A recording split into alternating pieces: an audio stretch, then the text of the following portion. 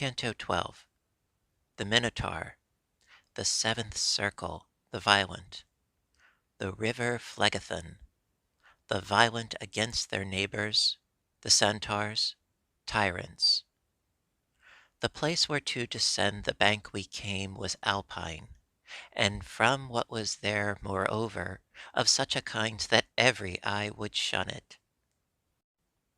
Such as that ruin is which in the flank smote, on this side of Trent, the adage, either by earthquake or by failing stay. For from the mountain's top, from which it moved, unto the plain the cliff is shattered so, some path 'twould give to him who was above. Even such was the descent of that ravine, and on the border of the broken chasm the infamy of Crete was stretched along, who was conceived in the fictitious cow, and when he us beheld, he bit himself, even as one whom anger racks within. My sage towards him shouted, Peradventure thou thinkest that here may be the Duke of Athens, who in the world above brought death to thee. Get thee gone, beast, for this one cometh not instructed by thy sister, but he comes in order to behold your punishments. As is that bull who breaks loose at the moment in which he has received the mortal blow, who cannot walk, but staggers here and there. The Minotaur beheld I do the like, and he, the wary, cried, Run to the passage, while he wroth, 'tis well thou shouldest descend. Thus down we took our way over that discharge of stones, which oftentimes did move themselves beneath my feet from the unwonted burden. Thoughtful I went, and he said, Thou art thinking perhaps upon this ruin which is guarded by that brute anger, which just now I quenched. Now will I have thee know, the other time I here descended to the nether hell, this precipice had not yet fallen down. But truly, if I well discern, a little before his coming, who the mighty spoil bore off from Dis in the supernal circle, upon all sides the deep and loathsome valley trembled so, that I thought the universe was thrilled with love, by which there are who think the world oft times converted into chaos, and at that moment this primeval crag both here and elsewhere made such overthrow. But fix thine eyes below, for draweth near the river of blood, within which boiling is whoever by violence doth injure others. O blind cupidity, O wrath insane, that spurs us onward so in our short life, and in the eternal then so badly steeps us. I saw an ample moat, bent like a bow, as one which all the plain encompasses, conformable to what my guide had said. And between this and the embankment's foot, centaurs in file were running, armed with arrows, as in the world they use the chase to follow. Beholding us descend, each one stood still, and from the squadron 3 detached themselves, with bows and arrows in advance selected. And from afar one cried, Unto what torment come ye, who down the hillside are descending? Tell us from there, if not, I draw the bow. My master said, Our answer will we make to Chiron, near you there in evil hour, that will of thine was evermore so hasty.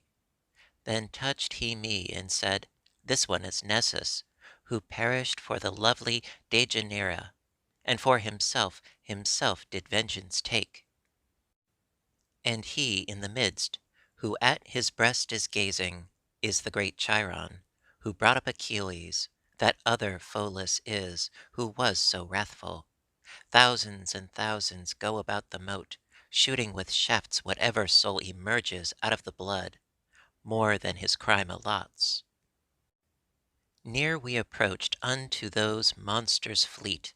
Chiron an arrow took, and with the notch backward upon his jaws he put his beard.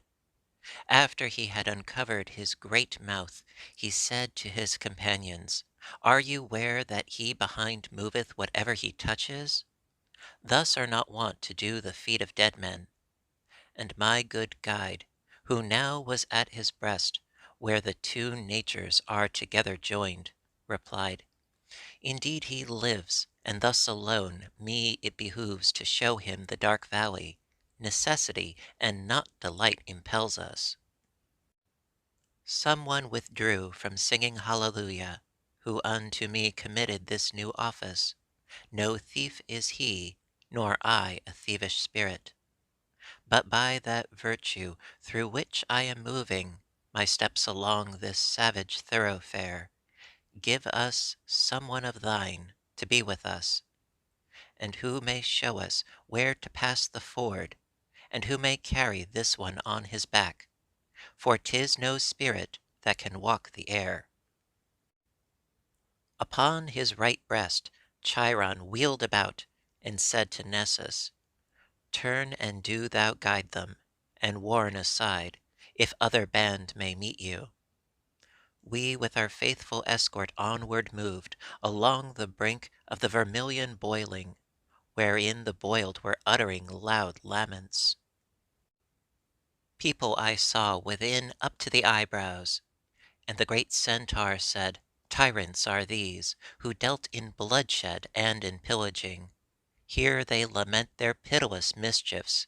Here is Alexander, and fierce Dionysus, who upon Sicily brought dolorous years. That forehead there, which has the hair so black, is Azalin, and the other who is blonde, Obizo is of Este, who, in truth, up in the world was by his stepson slain. Then turned I to the poet, and he said, Now he be first to thee, and second I.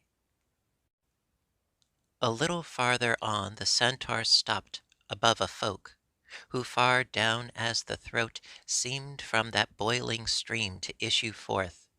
A shade he showed us on one side alone, saying, He cleft asunder in God's bosom the heart that still upon the Thames is honored. Then people saw I, who from out the river lifted their heads, and also all the chest, and many among these I recognized. Thus ever more and more grew shallower that blood, so that the feet alone it covered, and there across the moat our passage was. Even as thou here upon this side beholdest the boiling stream, that eye diminishes, the Centaur said. I wish thee to believe that on this other more and more declines its bed, until it reunites itself where it behoveth tyranny to groan. Justice divine, upon this side, is goading that Attila, who was a scourge on earth, and Pyrrhus and Sextus, and forever milks the tears which with the boiling it unseals in Rinier da Corneto and Rinier Pazzo, who made upon the highways so much war. Then back he turned, and passed again the ford.